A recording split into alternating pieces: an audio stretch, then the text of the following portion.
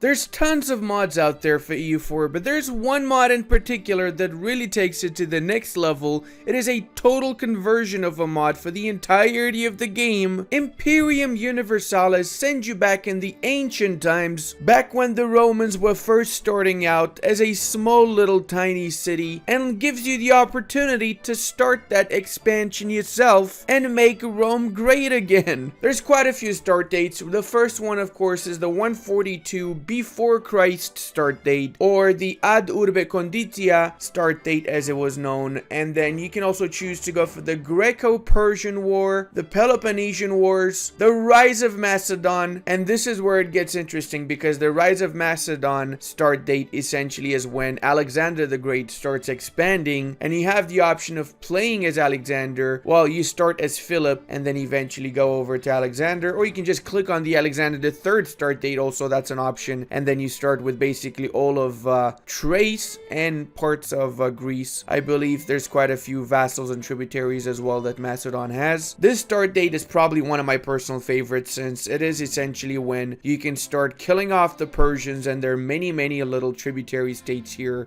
building yourself the Macedonian Empire. Before we continue, big thanks to Kingdom Maker for sponsoring this video. Kingdom Maker is free to play on iOS and Android, and you can use my link in the description below to download. Combining RTS, RPG, and simulation genres, Kingdom Maker creates a massive and immersive multiplayer experience that sets you in a medieval fantasy world, which allows you to play the game in unique ways and even encourages and rewards different game approaches. The game allows you to create your own dynasty with its own nobles that you can use for combat research, trading, and interacting with other players. Best part? You can let your inner romantic out and make more nobles, expanding your family. There's multiple classes for your nobles, each with their unique talents, traits, and abilities, and you can even explore dungeons that yield items and rewards. Kingdom Maker also has a simplified Total War style combat system with customizable armies where you can spectate battles in real time or join in. But beyond all, the main appeal of Kingdom Maker, and my personal favorite part, is managing my dynasty and building up my castle. So don't miss out and use my link in the description to download Kingdom Maker, free to play on iOS and Android. All of the bookmarks are actually fully scripted in, so for example, if you just increase by 10 years this start date, you go ahead and you see a massive Macedon. Obviously, you will not be able to do this yourself, but look at this amazing Macedonia of Alexander the Great. Hey, you know what? You can start this playthrough with 1,000 development, and then you just have to make sure it doesn't crumble and Alexander doesn't die. Good luck with that. Alternatively, if you want a little bit more of a Roman challenge, you can start in the First Punic or Second Punic War, and you can start as the Romans or the Carthaginians, and then basically decide the future of the entirety of the world by winning the Punic Wars. After the Second Punic War here, Rome basically owns most of the Italian peninsula, with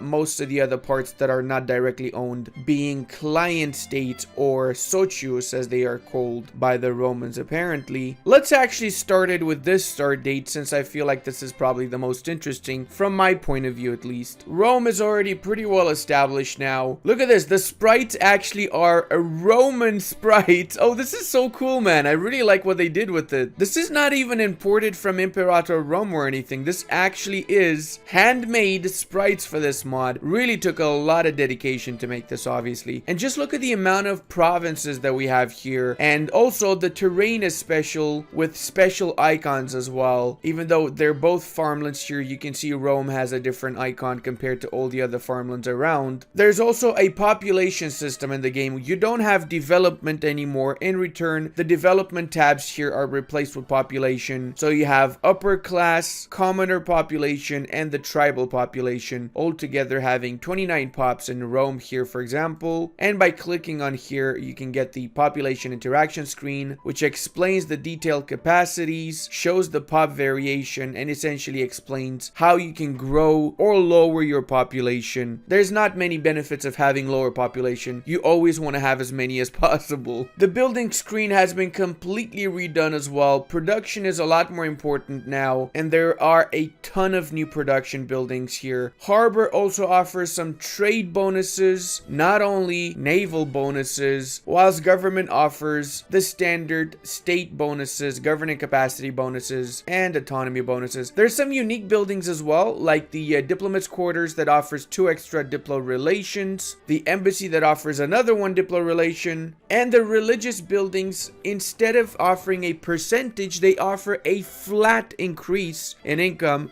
So 3 ducats here from building the Great Temple is massive actually. To take this into account, you only get 0.07 ducats from building the production building, but in return, if you build this, you get 0.14 ducats. So in this mod, honestly, I kind of feel like tax buildings are way better than production buildings, because you don't have the same system of improving development like you have in the base EU4. So as consequence, you want to have those temples in every single province. I want to check the culture map mode. So obviously we have Latin as our primary and dominant culture, but look at the amount of different Latin related cultures here. Sicanian, Sicilian, Brutii, Oscan, Samnite. Wow, that is just amazing. And then we have the Greeks in the south of Italy, as well as in various parts of the Mediterranean. And even outside of the Mediterranean, they did have some colonies. Most famous of which likely was the colony of Massalia, which gave way to today's modern city of Messina, I think. I actually don't know what they call it in France. Oh, I think it's Marseille. It's Marseille, isn't it? There's really a lot of things you have to take in when you first play this mod. There's tons of new decisions here, as you can notice. Tons of flavor in general that the mod has. New mission trees altogether. Look at all these new Roman missions that they have as well. And of course, obviously, there's new tech groups. Italian unit tech, and every country has their own unit tech. Advanced legionaries, bruh. And let's check the outdated units. Alright, so you start with the Etruscan units, work your way to Italian, and then Hastati, Principi, Triarii, I'm guessing, and eventually the legionnaires and Praetorians. Wow. How come they got fire damage? Hold on a second. Where is this fire damage coming from? Is it from the maybe ballistas and war machines, I guess? Because they didn't have guns, that's for sure. And then for artillery, you have velites, archers, and various types of archer units which give out the fire damage and go on the back row. Honestly, this system is absolutely brilliant. I wish they had this system in base EU4 where you can have melee units in the front line, arrow units in the back row, and then replace the arrow units with the artillery units once artillery is discovered, right? Or at least have catapults in the early part of the game, because they still had catapults and even cannons they had in 1444, to be fair. Suffice to say that pretty much everything has been rebalanced. Look at the army professionalism here. Massive bonuses, but at the same time, massive debuffs, like increase in maintenance modifier is pretty drastic, and reinforcement cost. But then again, having 100 professionalism means your armies are going to be insanely powerful. Oh my god, look at my economy. Oh god, I have no economy here. I need to be producing more gold. Where's my gold province? Let's check our trade goods for that matter. Okay, there's a lot of new trade goods. Olives being produced in Italy and around the Mediterranean. I'm actually surprised this is not in the base game, considering that olives was a major trade good throughout the entirety of its existence of the Mediterranean. Italian nations, Greeks, and so on produced and exported massive amounts of olives and olive oil and everything related to olives. They basically replaced fabric with cloth, which makes a lot more sense because cloth was definitely the thing that was going around in the ancient world. Not so much fabric, right? We have glass with new icon. A lot of the trade goods actually got new icons, like grain looks like this now, and also they rebalanced what they offer. Fruits gives you manpower. Whoa, okay, that's pretty good. We found the gold province, copper. All right, let's actually see how we can increase the gold production here, because we cannot develop this, right? Oh, this actually is not our province. So I guess we have to conquer it first. Oh, dude, I love what they did with the icons for the advisors. Holy mother of God. They actually have Roman icons. Oh, this is so freaking cool. You really can tell they put a massive amount of work in this mod. Wait, what? This dude's 89 years old? For real? He's got 5 traits? Oh my freaking lord. He's gonna die as soon as I'm unpausing, isn't he? Religion-wise, it seems like we have the Confucian religion from the vanilla EU4, where we can syncretize with other religions and we get bonuses from syncretizing with these religions. We start with the Etruscan religion syncretized, and that's it. That's gonna be an issue. I'm guessing that's why why the mod kind of encourages you to start from the first start date where you just have the city of Rome. Yeah, this is the religious map mode. This is pretty varied. Holy schnaps. All right, you know what? Let's actually start from the actual first start date because I think that's how the mods intend to be played. And let's take a good look at around the entirety of the world first. The map itself is basically half the world. Let's say you have North Africa, Europe, Arabia, India, and most of Asia with the exception of Japan and Southeast Asia as well as the Philippines. Well, there's actually some parts of the Philippines populated for that matter. Wow, Maguindanao is in here? No way this place is this old. Get out of here. I call BS on this. I don't think anyone knows what kind of city-states existed here before written history. China is massively divided, of course. Oh, that seems to be an Empire of China system though, where Zhu is the emperor. Where is Zhu? Oh, okay. Zhu, the emperor is a 3-province small nation. They're a March of Jin? What? How is the emperor of freaking China a March of Jin? I don't get the system. Maybe it's just not scripted well, or I don't know, maybe it's some weird thing that I don't fully understand. I think personally that this looks beautiful. Must have taken a lot of time to research, especially all of these areas here, like the Indian parts, the Persian parts, and so on. And the fact that they're all just so massively divided is giving me a little bit of idea that the game might lag a little bit. Maybe I'm wrong. We'll test that out. Egypt looks pretty good too. Egypt's massive actually. This is ancient Egypt. So we have the pharaohs here. This guy is a 655. Holy schnaps, man. Let's see. They got the ancient Kemetic religion. Olympia. Okay, so this is the Hellenic religion. The Zeus, all those boys. The Roman religions. Celtic. Oh my god, the Celts are everywhere. Divided in different Celtic groups, apparently. That makes sense. Otherwise, it would be just half the world, one culture group. Tons of places, but let's check out the Romans. So we got 3,000 units here, and we are surrounded by a massive amount of other nations. Can get a couple of rivals. I don't even know where these nations are. Oh god, this is one of those mods that you can definitely roleplay as, but not only roleplay, you can also play it for about a year. One save game. I mean, this is totally the kind of game that you're gonna play for a very, very long time. Oh, you can see the year in BCE. So that's our standard, right? Before the birth of Christ or whatever. So this is 612 BCE. 142 ad urbe conditia. If you don't know what that means the year 142 from the moment when the city of Rome was established. That's how the Romans actually counted their years. From the moment when Rome was built by Romulus, and then that was changed obviously later on by the Christians, with the year 0 being, instead of the building of Rome, the birth of Jesus Christ. Not much population, only 5 pops for the entirety of the country. Do we have any claims we can attack around here? We do have actually claims on pretty much everybody next to us. We have show superiority CB, border conquest. Conquer the province and you get double the aggressive expansion. What? Or you just go for the regular one and you don't get double the aggressive expansion. What even is the point of this? Oh, this is a war without any justification. So instead of getting a no CB war, you can go for border conquest and you just have to give out double the aggressive expansion. Fair enough. You know what? It's actually surprisingly not that laggy considering there's a billion nations around. Oh, you can choose to stay with the population growth mechanic, or you can choose the old mechanic, which I'm guessing is developing provinces. You know what? Let's try the new system. We always want to try something new, right? Let's go with the population growth mechanic that they added to this mod. Bad news, guys. We don't have the free company, but we can get the local mercenary band, apparently. And let's go with this small little war. We can call in our allies Latium, Lavinium. I'm not going to do that. I'm just going to try and annex both of these provinces for myself. Let's go with the first war. Bujashnakodowski, and that was Einstecken Vapenicum. Now we're going to siege that down. How do sieges work? Is it the same like vanilla? I guess it is, yeah. I don't see any difference here. Once we have a breach, we can assault it, but we cannot barrage it because we don't have artillery, right? I'm guessing this changes whenever we get catapults and stuff. We do get catapults, right? Let's check. So we don't. We only have archer units. Okay, fair enough. Never mind. Guess no barraging in this mod. Wait, what? Why do I have more buildings here than in the building slot? Hold on a second. Why? There's more buildings here than in the building macro. Oh my god, I can scroll down on this thing. I didn't freaking know that.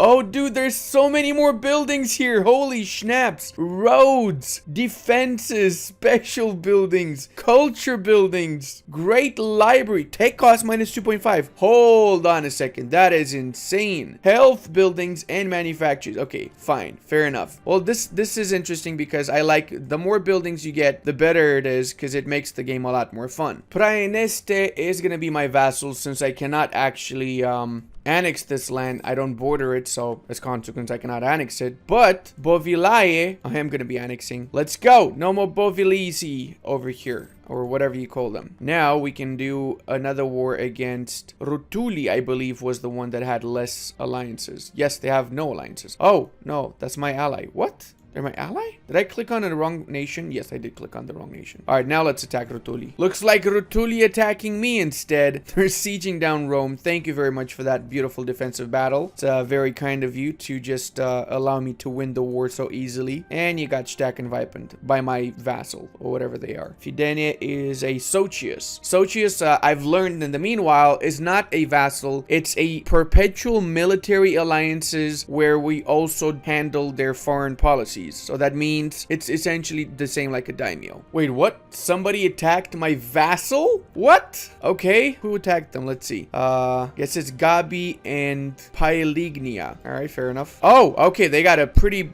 decent army there, and we are not fighting this defensively. We're fighting it offensively because we're the ones sieging that province. This is really bad. Okay, we won that, but we might actually get stacked quite by the other army now. Or not. They seem to be retreating. Just stay there, Gabi. Stay there. I have to say, it was not easy for the Romans to expand, and either they got really lucky or they had really great commanders whenever this whole situation happened here, and they were just a small little village making its way in the world. Oh, look at this, guys. Sale of titles gives us 1 ducat.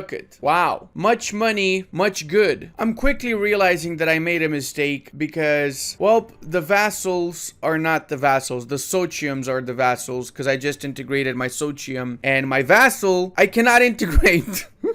Also, for some reason, my vassal was the war leader against the Gabii, and all I can do is just make them half autonomous, whatever the schnaps that might even mean, because I don't know what it means. Guess we'll have to find out together. At least the sieges seem to be fairly short for some reason. Maybe the mod made the ticks shorter or something. I really don't know why. But I'm not complaining. Don't get me wrong. I'm definitely not complaining about it. Let's go ahead and take out these boyos here since we want to take the Sabinian lands. Promise Latium land? Who is Latium? I don't know. I'll promise them land. Not gonna give Schnitzel though. Not giving Schnitzel to the Latians or Latinians. Democratic rebels? How dare you bring that shit into my kingdom? Democracy? We will have none of that. I mean, what are you, Greek or something? Considering Rome literally just started from one small little village slash city, let's say, it kind of feels like one of those scenarios in which somebody went back in time and they changed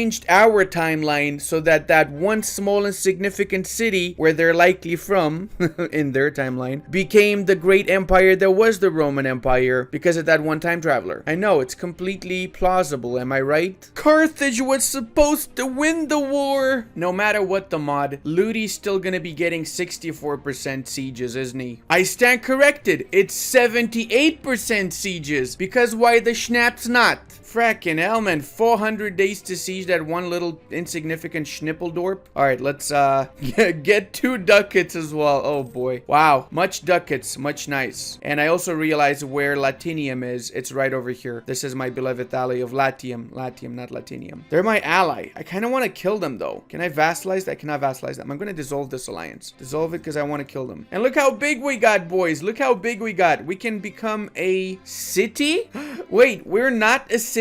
Hold on a second. So we have city, minor state, large state, major state, and empire as the government ranks. That's very interesting. It's similar to the system in Imperator Rome, and I actually quite like it, to be honest. We also have the special Regnum Romanum government reform, and of course, there's a lot of different government reforms pertaining to this particular nation, and different ones for other nations, all the way to tier 14, apparently. Do I have any missions we can do? Have a craftsman in an army camp. Own Tiber. Oh, these are our allies, Latium. Good thing I canceled that alliance. And have 7 garrisons, 10 army camps. What the schnaps? Do I even have money for that? Also, how did I get this money? I really don't know how I'm getting money. Like, it's on the minus, but oh, every time I get new provinces in a peace deal, I get money. Wow, interesting. I don't know why though. Must be a mod thing. Think it's also time that we declare another war, this time against Veya, and time to call on our beloved allies to help out against the vile Latiniums or Latiums, whatever they're called here. Oh, we got a big battle there. Oh, why am I on speed 5? Let me lower the speed a little bit so I can actually see what's happening in this game. Looks like we're getting a little bit of a Stackenvipen over there. We did get a Stackenvipen actually for that matter. Noise. All right, I'm guessing this is gonna go to Veya or no, Kaistra. Wait, who am I at war with? Oh, I'm at war with these 3 nations, right? With Tusculum, Faleri, and Latium. I thought I was at war with Veii. I'm not. I also don't really understand how the claim system works because I was trying to get a claim on Faleri, but it didn't work. So I'm waiting to get my claims now from the missions here. There you go. This one, I just need to get the province of Latium, Tiber, and then I get claims on the rest of the stuff around me. I also have to say I am a big fan of the way that they actually made the institutions. Like, some of these are really interesting. Writing system is great. Coinage, siege engineers, all the way into monotheism. Monotheism, I'm guessing, is around the time when we get Christianity. Well, there were monotheistic religions before Christianity, like Zoroastrianism, which is the religion that Judaism is based off of. Yeah, I said it. And then Christianity is based off of Judaism. Islam is based off of Judaism and Christianity. So technically all of the Abrahamic religions are based off of Zoroastrianism. Obviously they will say no, but the amount of similarities between the 2 branches is just insane. It's a lot of similarities, okay? Just saying. Just replace the fact that Zoroastrians were worshipping fire with the fact that fire could be a reference to God, and there you go. You got it. To actually give this to ourselves and take them out. Booyashnoki. And yeah, I was right. Look at that. We actually get money every time we annex provinces. What? That's so cool. I wish that was in EU4 as well. I mean, the base EU4. Why is this at 71% again? Can I, for once in my life, take a fort at 7%, please? For once. Come on. We managed to core up Tiber so we can get the next claims on Latium Antiquum and Latium Novum, which actually means old and new Latium. And that's essentially this area, which I was planning to expand into anyway, so not bad claims overall. Let's see, these seem pretty easy. That would also allow me to go into the south a little bit more. How do I get claims in the north though? What do I need for the north? Is it this and then you get on Campania? Yeah, apparently I gotta go into the south. After I get Campania with the Servian army reform, I get claims into the north, well, central part of Italy anyway. Very interesting mission tree. Apparently right now this is the only way I'm getting claims until I figure out how to get them manually for that matter. But one thing I also want to say is that I actually like the fact that the sprites for the units are different based on the age, right? So remember earlier we saw the Roman legionnaire units that actually look like Roman legionnaires. Now they basically look like early models of Greek/early Roman units. So I want to give a massive thank you to the modding team for putting so much effort and so much work into this mod. It's a great mod. I'm loving playing this. I'm really gonna make a second part for this if we get 10,000 likes, because I really feel like it's very different from EU4. It's kind of like Imperator Rome, but it still feels like EU4. It's a weird feeling, you know? And actually, I can expand in the north with my conquest of Veya, because Veya is allied to Velza and Perusum. Gonna call in my allies also because it is a pretty big war. And with this, I can get a little bit more closer to the Etruscan lands, which from what I noticed, the Etruscan lands definitely have a lot more pops than the southern parts have, at least. Well, the southern central parts, because then Sicily and the Greek city-states are massive by comparison when it comes to population. The battles in this mod also feel super well balanced, and the manpower shortages are massive. I mean, I'm seriously struggling to get back my manpower since the beginning of the game, and I'm basically just hiring mercenary after mercenary. Whenever the mercenary band's manpower is done and depleted, I fire them and I get a new mercenary band, because I just cannot keep up with the expansion with just my own manpower pool. Another thing I enjoy about the mod is the fact that they took the time to make specific events and flavor as well. So for example, you have decisions here like the Lucetis political representation. After you've got some of the the Etruscan parts of the Italian peninsula, you're going to be asked whether you want the Etruscans as part of your society, or if you want to just kick them out and you don't want them in your country. You want to be fully 100% Roman. It's your choice, but just the fact that they let you choose between these two options here makes a massive difference and makes the game a lot more interesting. Now, me, I'm kicking everybody out. If you're not Roman, you're not allowed in my kingdom. Get the schnapps out of here. But maybe some of you might be more accepting towards other cultures. Who's to say? Wow, we're actually getting 35 ducats from this one area here in Perusna. I'm guessing Perusna has a lot. Yes, it does have a lot of population. 9 pops in here and another 5 in here. That's pretty decent compared to most places I've conquered so far. Let's go with Vei also. Vei, arrivederci, my boy. You are now 100% under Roman control. And look how beautiful we got, guys. We actually have our name on the map. Oh, that is so beautiful. I love this. I actually freaking love this, man. Also, we went up to 900 ducats. So let's actually start building some stuff. Religious buildings, I don't have the tech for. How about the forum? I don't have the tech for that either. Holy snaps. Am I still on the first? Yes. I'm still on admin tech 1. Oh, God, because I've been expanding so much. I need to chill and smell the roses. And by smell the roses, I mean not expand and just not waste my admin on coring everything every 5 seconds, you know. How about some roads? Roads sounds like a good idea, doesn't it? Yes, it is. There you go. Roads increase the friendly movement speed for our units. So our units are going to get from province to province faster than the enemy units whenever they're traveling on our land. You are fake news. Which is why, of course, I want to be building these proper roads and have a connection of roads between my entire empire. Well, for now, I guess I'm a city. I'm considered a city. And you know what, guys? If you enjoyed the series, you know what you need to do. And until the next time, check out this awesome Holland video. And I want to give a massive thank you to all of my patrons, channel members, and Twitch subscribers. I would not be able to do this without all your support. If anybody else would like to also support me, you will find the links in the description.